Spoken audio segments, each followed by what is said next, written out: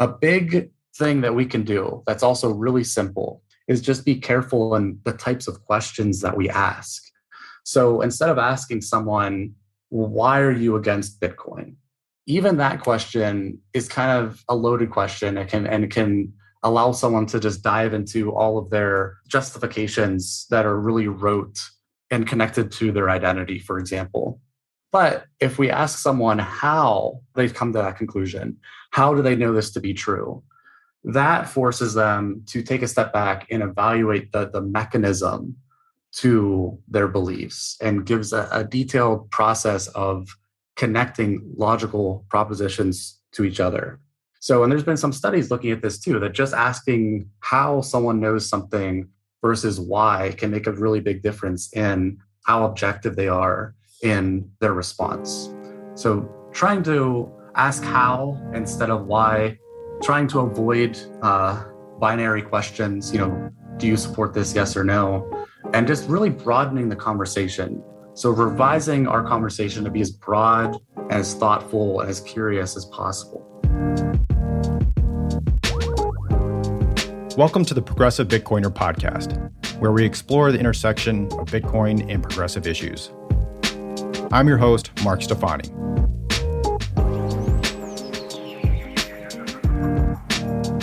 My guest today is Matthew Facciani, who has a PhD in sociology and is currently a postdoctoral researcher at Vanderbilt University, where his research interests include LGBTQ health, social networks, political polarization, and misinformation. His forthcoming book, Misguided, where misinformation starts, how it spreads, and what to do about it, will be published later this year. In this episode, we discuss how misinformation and disinformation are defined, are there individuals or demographics that are more susceptible to misinformation, and most importantly, what we can do about it. Matthew provides keen insight into these topics as well as how they relate to Bitcoin and the crypto ecosystem at large.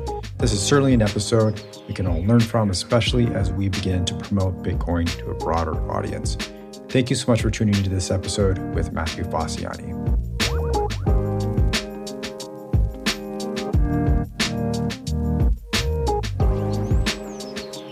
All right, Matthew Facciani, thank you so much for joining me on the Progressive Bitcoiner podcast. I'm so happy to have you. Yeah, thanks so much for having me. I'm excited to be here. Wonderful. Well, let's get right into it. Your area of focus, your area of study is misinformation. So how do you define what misinformation is? Yeah, so misinformation, broadly speaking, is just anything that's false or misleading, regardless of intent. So that differs from disinformation that focuses more on intent and the intention that people are using false information to mislead other people. So it does not require intention. That's interesting. And in turn, how would you differentiate then disinformation and say propaganda or outright lying? Yeah, so they're all kind of related to each other. So this is where it gets tricky. And a lot of times, a lot of scholars will use misinformation as kind of like the broad umbrella term and then try to specify disinformation versus propaganda versus other elements of, broadly speaking, misinformation. Propaganda is more connected to disinformation because there's often this intent to try to persuade someone to believe something. And propaganda has been around for a long time. So it's often politically motivated. It doesn't have to be, but there's certainly this element of intentionally trying to mislead someone to some sort of goal, some sort of political goal or some sort of mission that they have that is based on that information that they're spreading. How does one actually tease out the intentionality component of it? To me, it would seem that it's hard to separate. Whether that intention is malicious or not, I think is obviously debatable. But if it's whether it's advertising a politician, a company, or otherwise, there's always some type of intentionality towards information that is put out there. How do you tease that out with regard to misinformation then? Yeah, that's a good question. So it is hard. It absolutely is hard to know. And sometimes you can't know for sure. So that's the short answer, is sometimes we just don't know. Other times, if it's from a specific political campaign, or we have seen someone who has been caught in a lie that they're trying to hide. So there's certain ways that you can people might reveal themselves that they're trying to intentionally mislead someone if you have other information that verifies it. But you're right, it's often hard to know people's intent. And that's why I focus more on misinformation more broadly, just information that is false based on the available evidence at the time. And then we can try to tease out disinformation as well later on.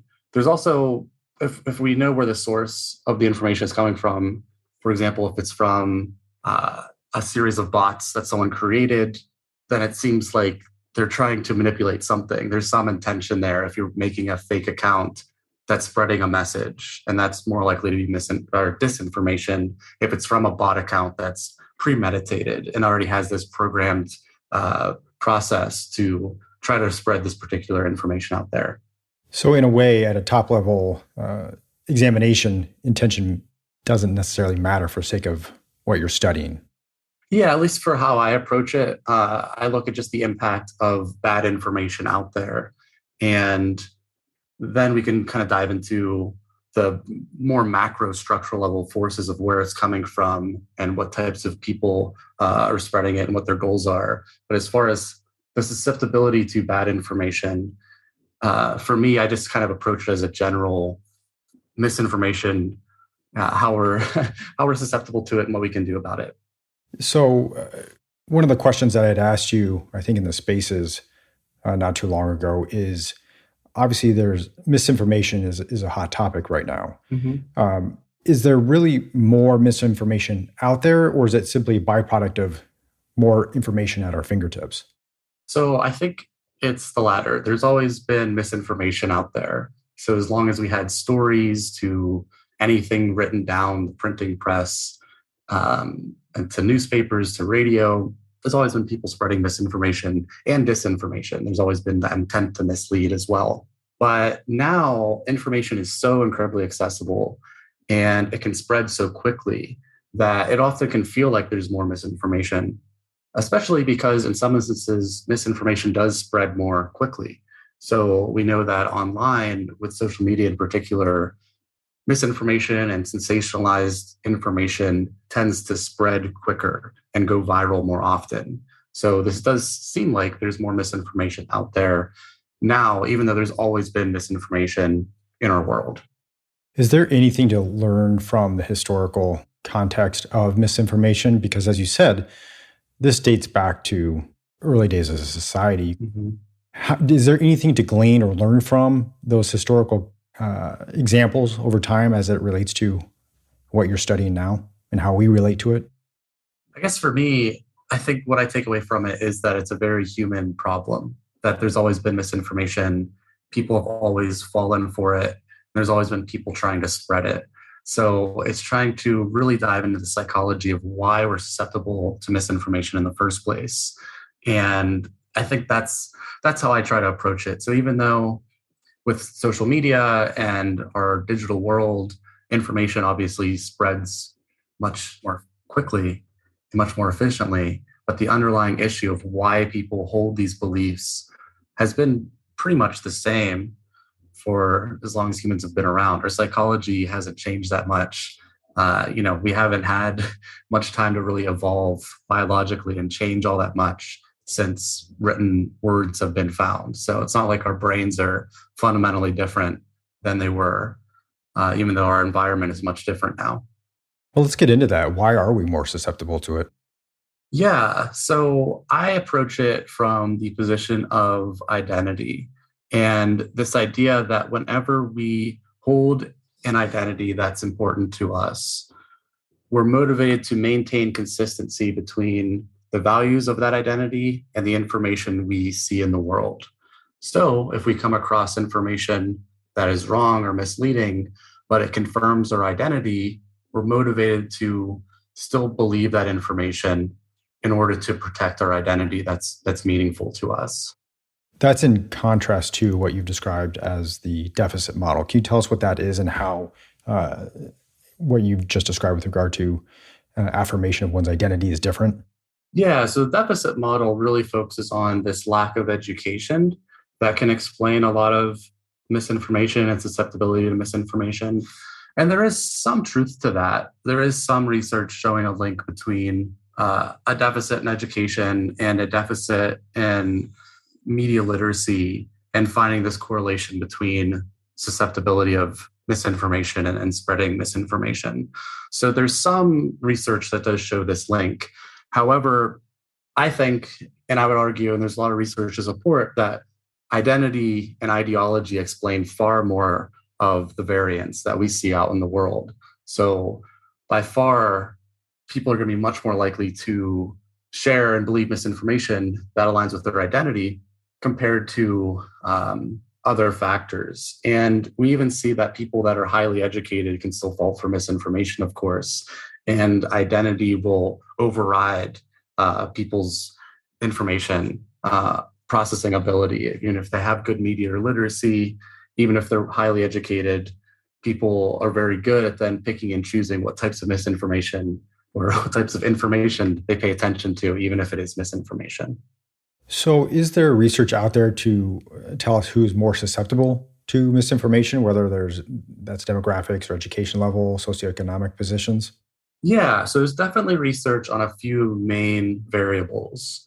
One big demographic is age. So people who are older tend to share and believe more misinformation. And this also relates to a lack of computer literacy, digital literacy. When we think about the older generations that are just not as familiar with how information spreads and checking their sources, for example. So age is definitely a big one. And that's controlling for a lot of other factors. Older people tend to share more misinformation.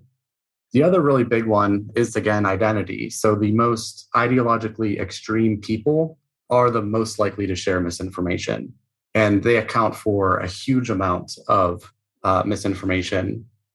There's a few studies that show just how disproportionate it is. Like, for example, there's only about 6% of Twitter users that are the most politically extreme. They account for like the vast majority of political information on Twitter. So we see that the most extreme people account for so much in our ecosystem, especially the online ecosystem. So absolutely, identity and ideology are going to account for predicting how likely someone is to spread misinformation. So, backing up a moment, this may seem like an obvious question with an obvious answer, but what do you identify as the real problems with misinformation? So you mean like real world impacts, that kind of stuff? Right. Why should we care about it? Yeah, so it's a good question. I think there's a few different answers. One that I think is, there's a few ones that speak to me. One is health misinformation. That's the big one that we've seen more recently with COVID. But throughout history, there's always been misinformation about magical cures, for example, for different illnesses that people had, and trying to spread these false treatments for monetary gain. This whole, the whole idea of pseudoscience, homeopathy, it all falls into this broad category of misinformation, and sometimes disinformation too. If people have an intent to try to knowingly mislead people to get their money. So thinking about the health misinformation part of it, that's been something that, again, long before COVID, we've seen people trying to mislead others and people falsely believing in certain treatments and cures that end up being harmful to them, or at least not helpful compared to evidence-based medicine if they would have went that route instead. Another big part is violence too. Oftentimes, by seeing all this misinformation out there, we've seen many historical examples of it being used to fuel violence and anger. And people who don't like a particular group can spread lies about that group and try to rile people up in order to attack them. And this links often with the whole idea of polarization, extremism, and misinformation. I think a lot of those are all very interconnected. So when you have people that are really extreme, really polarized, they're more likely to fall for misinformation because they have this really strong identity that's connected to it. So we just talked about identities and how that biases us. If we live in a very polarized climate, then the people who have these polarized identities are going to be even more susceptible to misinformation and wanting to attack their outgroup. whatever it may be. And then finally, another way to break it down is even the economic issues. So there's been lots of examples of fake news being spread, and then the stock market will jump up or down depending on the news. And it shows just how powerful misinformation can be and how fragile some of our markets can be from responding to these types of news articles. I know a crypto example was this with Litecoin. I don't know if you remember seeing this, but Litecoin was rumored to be accepted by Walmart and be much more accessible and promoted, but it was completely fake news. Even though I think it was even retweeted by the verified Litecoin account, and Litecoin shot up like 30% in like 30 minutes. Mm-hmm. So it makes you think about all the nefarious purposes that people can try to do if they want to manipulate the markets. So trying to be aware of different, checking our sources and making sure that everything's been verified is really important too. So we don't fall victim to the financial aspects of misinformation. So financial misinformation, violence, and health misinformation are three of the biggest categories I can think of. And then even more broad than that is just sort of thinking about how misinformation plays a role in eroding some of our democracy in a lot of ways. So whenever we have, violence or polarization, if we have misinformation that's making so many groups of people really angry, then it's harder to function as society. And just even more broadly, when there's so much misinformation and disinformation out there, we then lose our sense of trust in other people and what we see online. And when we stop trusting each other, that's really when we fall victim to some really horrible things. So those are some of the kind of the big picture aspects of misinformation that can really negatively impact our society. And, a lot of it builds from the smaller examples of misinformation that we see every day. Well, let's touch on trust a little bit more with regard to the example of health that you brought up as your first reason for being concerned about misinformation. I think that is a very telling example. And if you look at the arc of modern medicine as it relates to patent medicines, which you brought up, those obviously flourished at a time when medicines were not efficacious, when we were utilizing treatments like bloodletting and mercury and things like that that were of no benefit. Of course, patent medicines were going to flourish because you had no other choice. Right. But then, come turn of the century, 19th century, as the scientific model and examining more biologic causes for disease from a more granular level came into light, and more efficacious drugs were developed. That was able to supplant the patent medicine market because now people had alternatives that they could trust. And so that in turn also built the further trust in the medical community. But since the 50s, that trust in the medical community has been waning. Mm-hmm. So do you see then that the lack of trust as augmenting people's susceptibility to misinformation, in particular with health? Yeah, absolutely. I mean, trust is another huge aspect. I mean, we've seen this in a variety of studies that show another key predictor of sharing and believing misinformation is a lack of trust in institutions, scientific institutions, medical institutions. And it gets tricky because some of that some of that distrust is warranted sometimes, right? So like there are instances we can think of the government not being the most honest or forthright about things, or politicians maybe not being the most honest or forthright. So when people have this distrust in some of their political leaders, it can spread to other areas as well. And it's unfortunate to see this process take place because ultimately people are going to listen to those who they trust.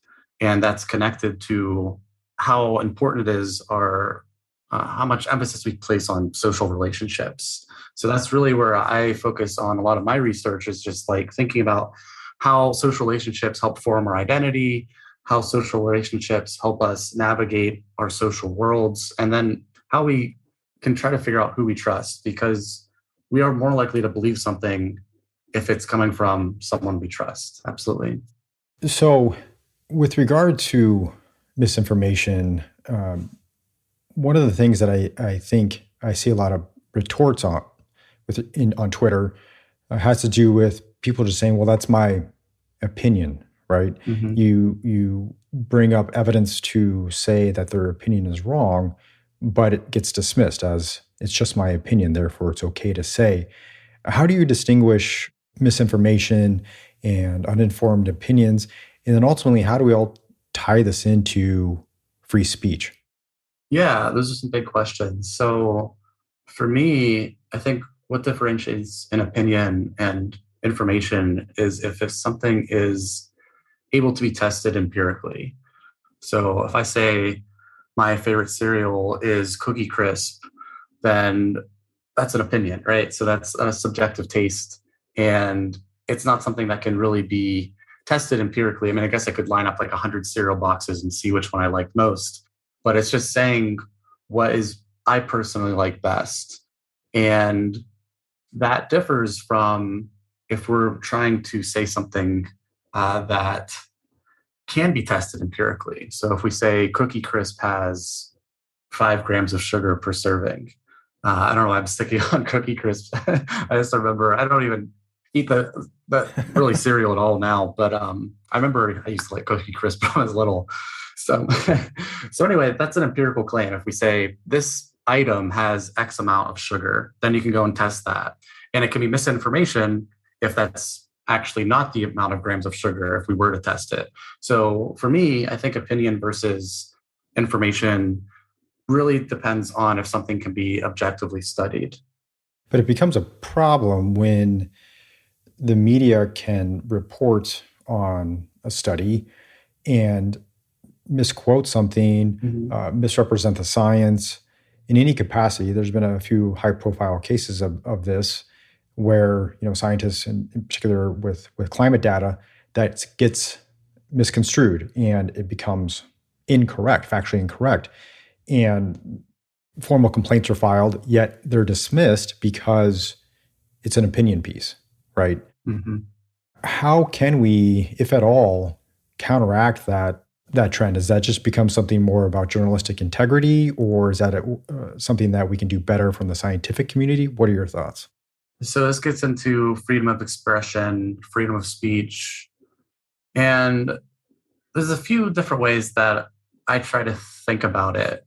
So I think it's first important to separate private companies from laws, right? So the government. And I feel like that's often conflated that when a private company moderates its content, people say it's a freedom of speech issue, when really it's a private company making a decision on what they want on their platform. But the broader question is basically how much expression do we want? And do we want content moderation in many contexts of our lives?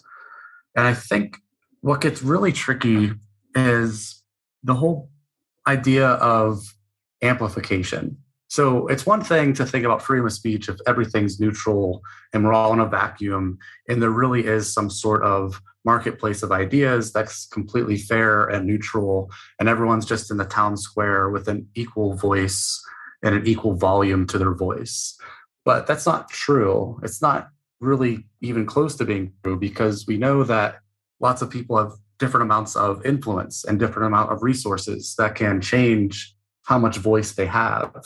And then we also know that social media amplifies content if it's more sensationalized or if it's more emotional, and it spreads quicker and it's more likely to go viral.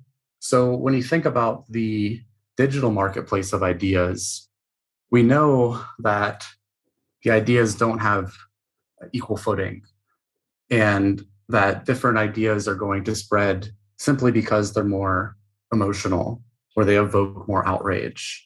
So then it gets to a question of how do we want to moderate that and how do we want to consider that? And it gets really hard to find the right balance. And I think we're still trying to figure that out.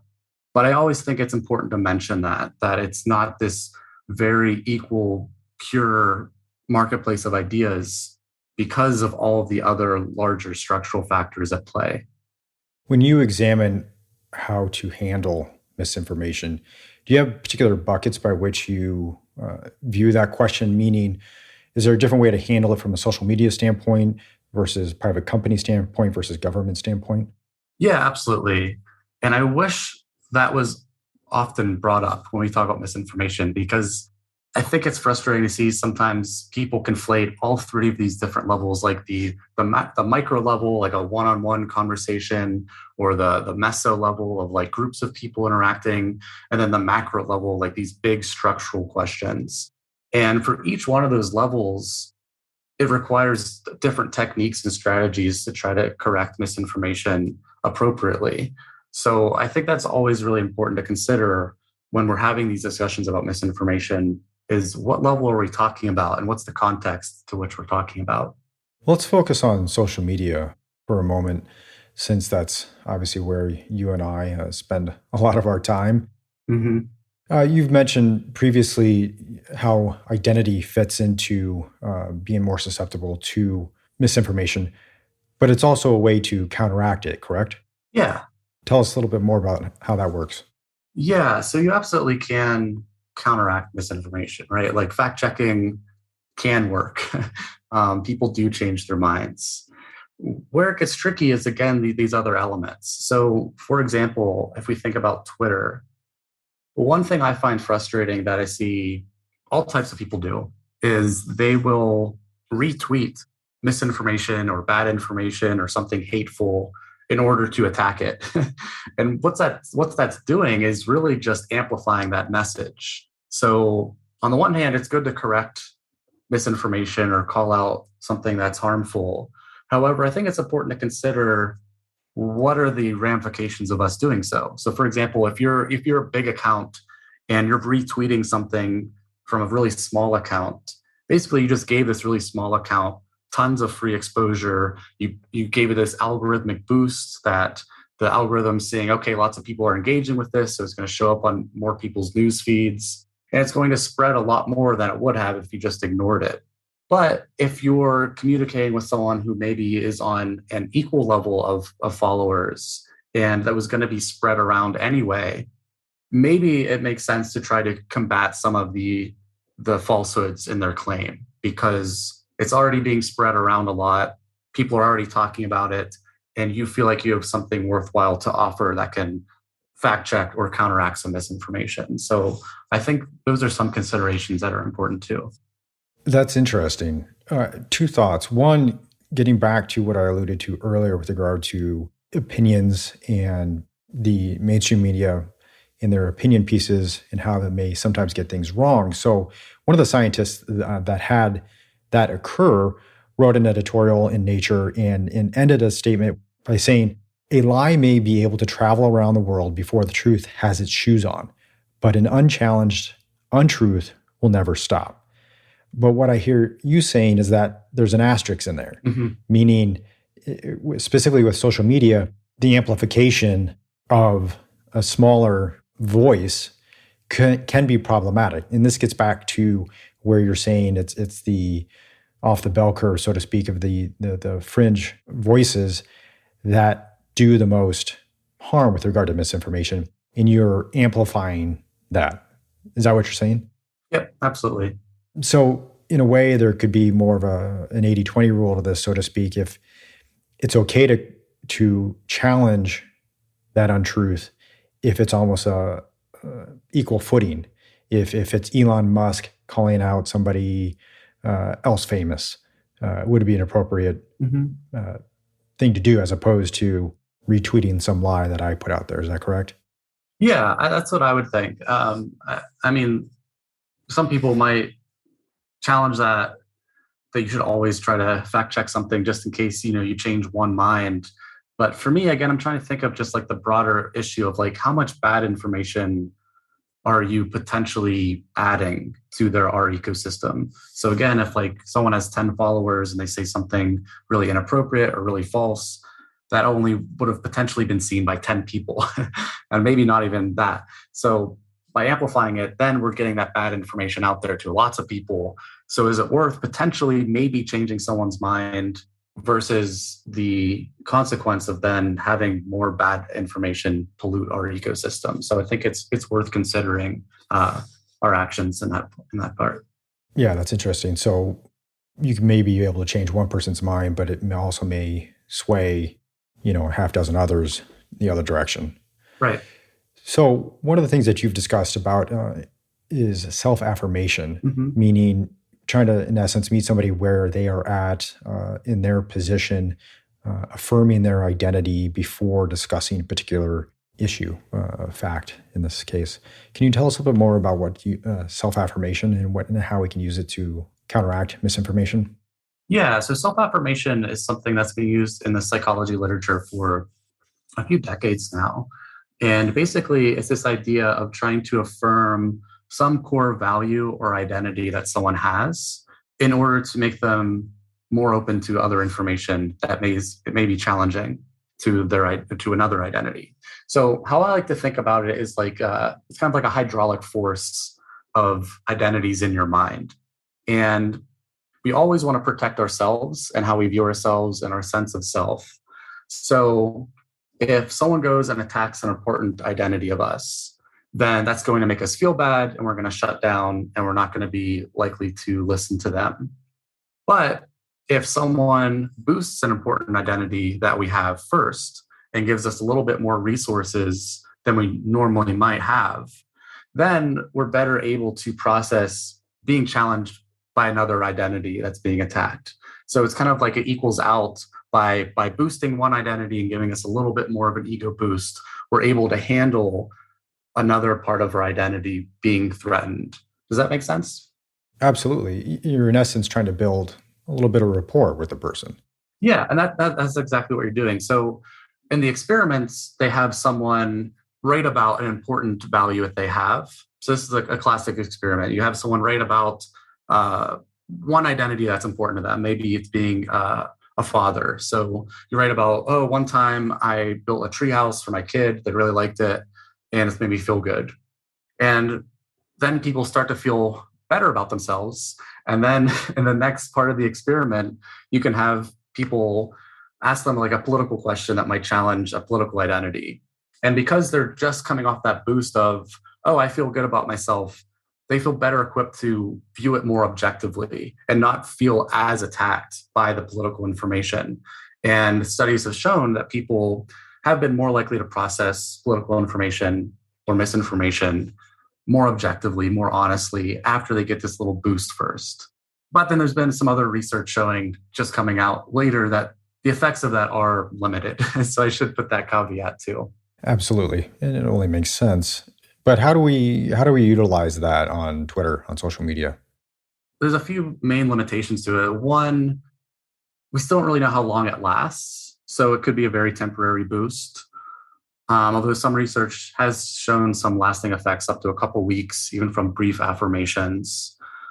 But basically, I think the takeaway from self-affirmation literature, even more broadly than these experiments, is trying to avoid defensiveness. So on the flip side, experiments have shown that when people are more defensive and more uncertain, they're even more polarized and even more likely to fall for misinformation. So you can constantly think of this like hydraulic system of ego and of self and that we have. And if you want to have a productive conversation with someone, you should try to have them be in a space where they're most receptive to your ideas. So, it seems so obvious, but I think sometimes we forget that, again, especially online, that, we're talking to another person. And if we upset that person, then everything else we say after that is probably going to be useless because they're just going to shut down. So Right. really make an effort to connect with people and see where they're coming from and really just try to establish mutual respect before you even go into the argument phase. I couldn't agree more. And I think there's been many, many examples since the Bitcoin conference I've been hearing about where people who had gotten into arguments, all being Bitcoiners, but they disagreed on certain things. But then they met in person at the conference in Miami and hugged it out and things were fine. But it's this layer of removal that makes things complicated. Right. Additionally, one of the things that I've been trying to do is if somebody says something that I don't agree with, or has some type of negative thing to say about Bitcoin, I take a breath and I try to look through their profile or what they're saying and trying to distill it into what they're trying to get at and start my response with some type of affirmation, whether that's I applaud your conviction in your concern for climate change or Mhm. whatever other issue, and then jump into my reply. Do you think that's something along the lines what you're getting at? Yeah, absolutely. So in the book I'm writing right now, I have a section of like 5 steps to try to have more productive dialogue. So I can just kind of quickly go through some of those if you think it'd be interesting. Absolutely. And you actually already hit the first two. So the first one is respect and mutual respect. So without respect, as we've been discussing, it's so hard to even have any sort of meaningful conversation with someone. They're just going to shut down. They're not going to pay attention to us. So, trying to build rapport with them, trying to connect on other issues, trying to be open and curious is so important if our goal is to have a productive conversation. And of course, this goes both ways, right? So, if someone's not being respectful to us, then it might not be a good use of our time to try to engage in that dialogue too. So, mutual respect is definitely the first one. And then the second part goes into our identities. So I talk about relating to other people. So really, these are 5 R's that I think can help have more productive conversations. So the second R is relating to a common identity. So we've been talking about identities and how important they are. And we can use some of that power that they have to try to have more productive conversations and build connections with people that we might think we have a lot of disagreement with. But in reality, we often find ourselves having a lot in common with other people once we talk to them and treat them like human beings and not just caricatures of an identity we don't like. So, if someone is on the other side of the political spectrum as us, or if they're against Bitcoin, or if they're against anything we don't like, we can try to find something that we both do like, whether that's sports, family, any kind of hobby, just trying to connect with the person and trying to understand that we have a lot in common with them. And this again kind of helps the mutual respect part too. So those are like crucial before you even get to the argument stuff. But the next R is reframe. And this is where we start to reframe our position to what they care about. And I think this is something that a lot of people tend to struggle with because they make their arguments in a way that makes sense to them. So whether it's political argument or any kind of argument, they say, this is why I believe XYZ. And the person they're talking to might not care about XYZ at all. They might care about ABC. So it's important to understand what they care about, what their values are, what's meaningful for them. And then if you can, make that connection. Oftentimes, when something is as broad as Bitcoin, for example, there's going to be connections you can make with lots of different groups of people, and trying to listen to where they're coming from, what they care about, and connecting and making that bridge is really important. The next one that I think is important is revise. So this actually dives into how we're having our discussion and the language we use during that discussion and revising the language that we use. A big thing that we can do that's also really simple is just be careful in the types of questions that we ask. So instead of asking someone, why are you against Bitcoin? Even that question is kind of a loaded question. It can allow someone to just dive into all of their justifications that are really rote and connected to their identity, for example. But if we ask someone how they've come to that conclusion, how do they know this to be true? That forces them to take a step back and evaluate the mechanism to their beliefs and gives a detailed process of connecting logical propositions to each other. So, and there's been some studies looking at this too, that just asking how someone knows something versus why can make a really big difference in how objective they are in their response. So, trying to ask how instead of why, trying to avoid binary questions, do you support this, yes or no? And just really broadening the conversation. So revising our conversation to be as broad, as thoughtful, as curious as possible. And then the last step, maybe the simplest step, but also probably the most important, is repeat. So all those 4 steps I mentioned, we have to keep doing them all the time.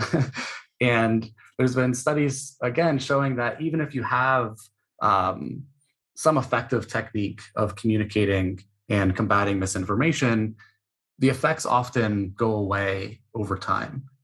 But if you have some regular exposure to combating misinformation, the effects remain. So, and it makes sense too, right? It's like if we don't maintain these relationships, if we don't maintain these discussions, then they're far more likely to decay and people will return back to their existing position, and beyond their existing position, their pre-existing idea of how to process the argument. So for me, these 5 steps are not even about changing people's minds. I don't think we should have the goal to try to change someone's mind when we're talking to them, because people change their own minds and they come to their own conclusions.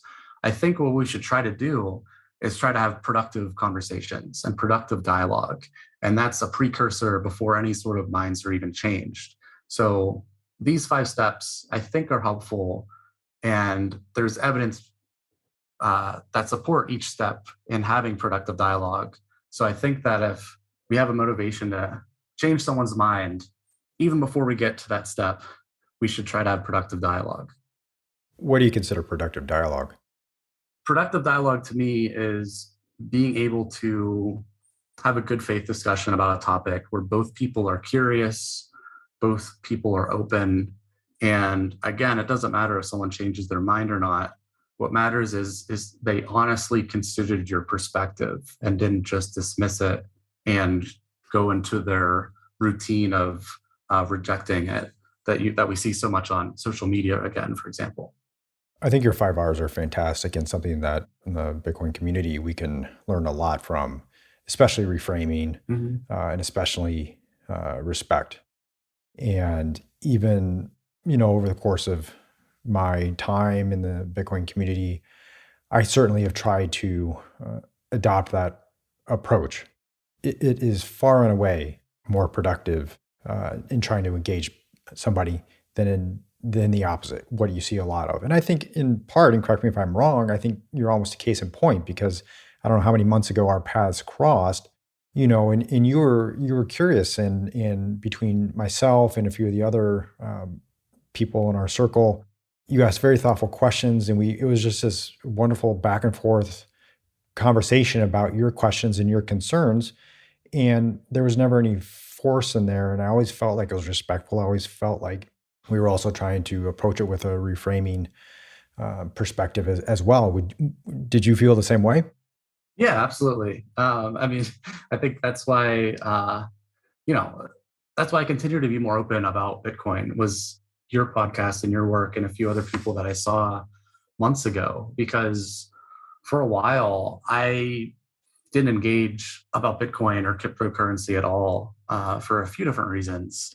But seeing people that were open to my comments and my, even skepticism, even criticism, that was really refreshing because, again, this is part of the algorithm issue of Twitter. When you search Bitcoin on Twitter, I mean, you see some really extreme accounts because those are rising to the top, just like you see the really extreme political accounts if you search political stuff. So for me, I was like, oh, do I want to engage with people that have these really extreme views or really extreme rhetoric and how they discuss it? But then once I found some people that were more open and also who shared my progressive values too, that made me more comfortable going out and trying to connect with people, because I think it is really important that we see more progressives talk about Bitcoin. Of course, I think we agree with that. Well, it's interesting. Your last R, the 5th R, with repeating, maybe that's what Brandolini's law Mhm. is all about. That's the energy needed, right? To continue to refute information, we must put in the work to be able to do so with respect, with reframing, with repeating, and all of those things. Yeah, absolutely. I mean, it can be really frustrating and really hard. And that's why I always have caveats of like, no one has to do this. If someone's saying something wrong or hurtful, you don't have to engage with them. Like, that's totally okay. You should be concerned about your own mental well-being first and foremost. And it's really exhausting to try to fight with people. So I get when people don't want to do that. And if they care about a cause, they can do other things to support that cause. They can support like-minded people, they can donate their time, donate their money. There's lots of other things beyond trying to change minds one-on-one, which is really, really tiring. So yeah, absolutely.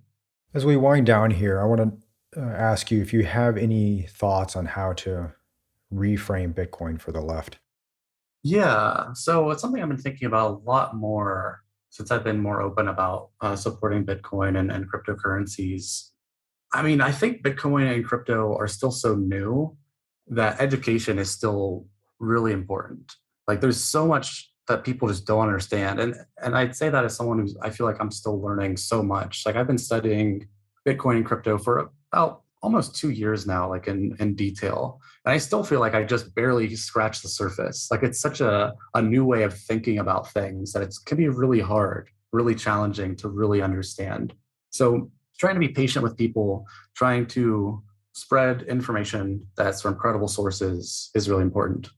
So education, I think, here is still really important. But then again, once we kind of get past the facts and think about how do we connect with people, I do think it's really important to listen to what people's concerns are.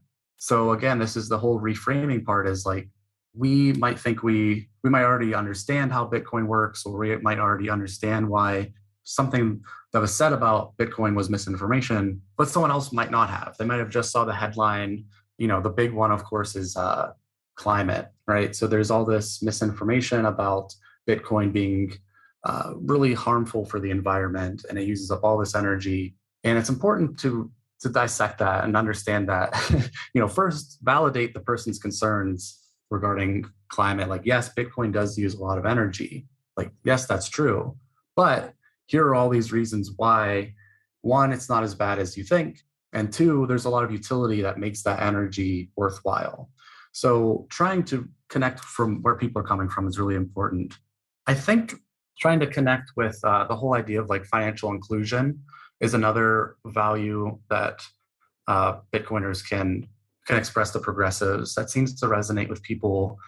There's been this long history, especially in the United States, of financial exclusion, particularly for racial minorities.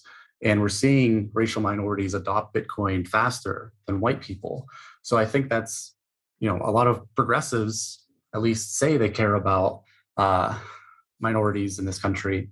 So trying to use that as an example of like, well, here's this group of people that hasn't been treated very well by our financial system for a long time, and they're trying to use this new tool to regain some of that financial inclusion and some sort of savings in the future in this way that's deflationary and open and censorship free, like Bitcoin is. So connecting those types of values that people find important, I think, would be helpful. And then just trying to get people to think about other countries too.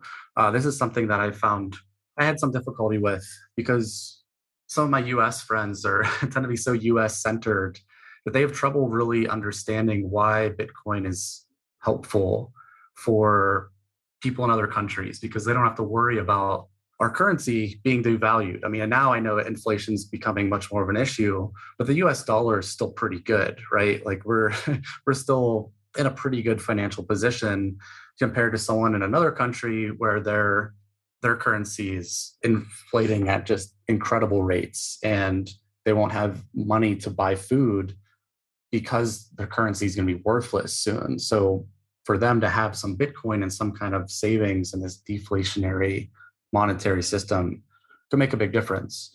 And people who are in very authoritarian countries where they're trying to escape, Bitcoin is that lifeline that allows them to escape, and trying to understand that it can be helpful for people to use this process in a way that's open and portable, and give them access to escape a really terrible situation. So again, all I have to say, really try to see what issues they care about are, and try to share examples that resonate with them because there's a lot of them.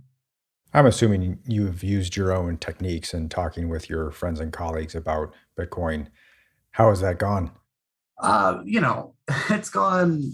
There's been some positives and some negatives. You know, again, like I study this stuff, but that doesn't necessarily mean that I'm always going to be able to reach people, especially online. I mean, online, it's so easy to shut down. It's so easy to just ignore people, and you're so far removed from seeing them as a person. So I've definitely had people that refused to engage with me or said something that was wrong, and as respectfully as I could, I tried to correct them, and then they just don't reply. You know, they just don't want to engage. And again, you try to think about what's the incentive system going on here. And this is beyond Bitcoin, just talking about misinformation more broadly. One of the biggest things about our susceptibility to misinformation and bad information is because it's connected to our identity, it makes a lot of sense to hold on to that belief. So if you're comparing the benefit of protecting your identity, protecting your ego versus changing your mind on some arbitrary fact, when you weigh both of those, one is much more important to you, right?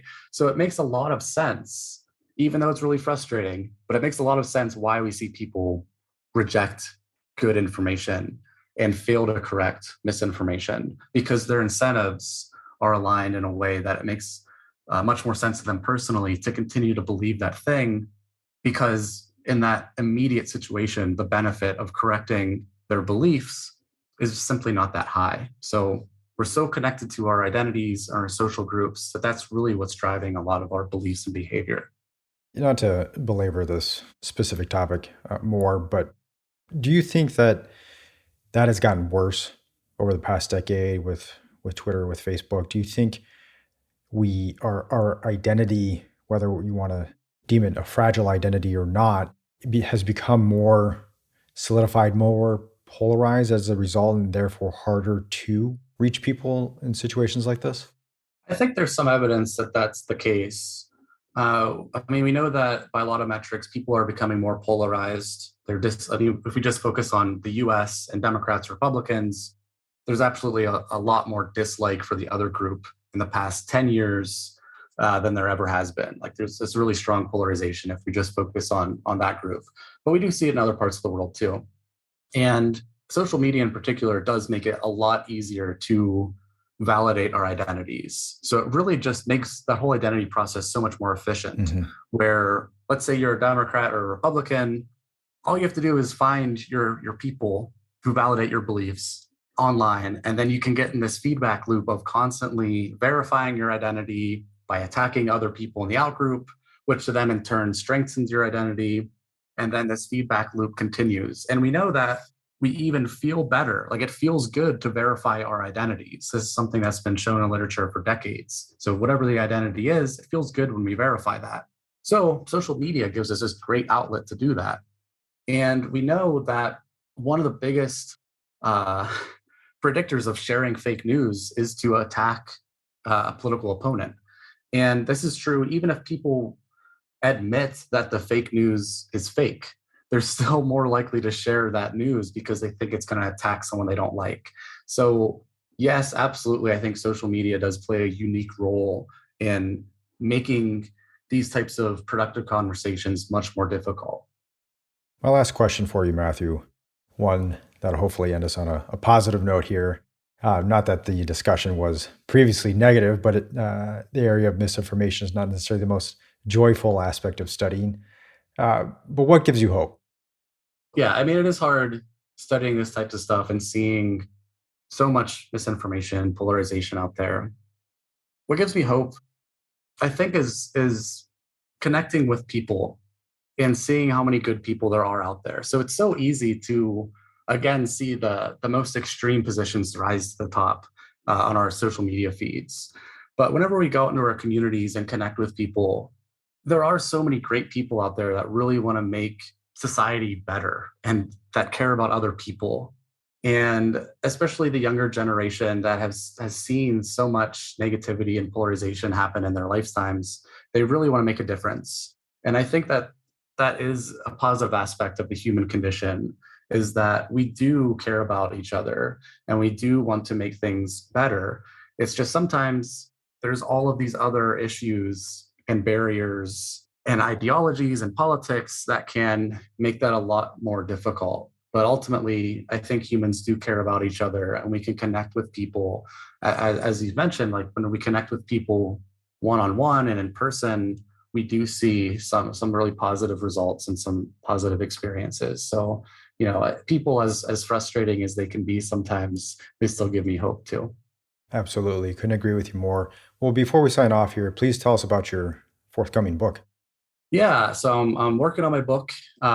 It's titled Misguided: Where Misinformation Starts, How It Spreads, and What to Do About It. It's under contract with Columbia University Press. I have about 2 chapters left writing it, so I hope to get those 2 chapters out in the next couple of months, and then I'll be sending the full manuscript for review, and then realistically, it'll probably be available like early next year. So academic publishing does take a long time. But I think it'll be an interesting book. It covers a lot of stuff that we talked about today in a lot more detail, focusing on identities and social groups and social networks, and really tries to understand how we are susceptible to misinformation and what we can do about it.